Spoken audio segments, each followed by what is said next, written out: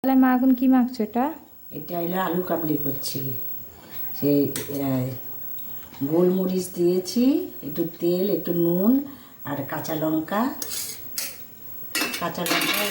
এখানে এই দিয়ে মাখছি। একটুখানি দেবো আজকে লেবু লেবু দেবো, নেই তেঁতুলটা খাইও না, তেঁতুল নেইও, লেবু দিয়ে করব।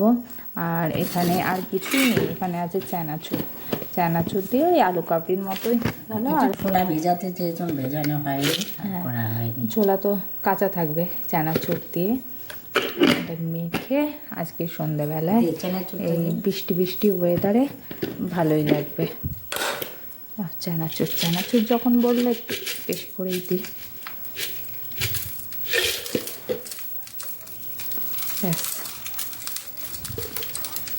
বৃষ্টি ওয়েদারে একটু এইসব না হলে ঠিক পোষায় না।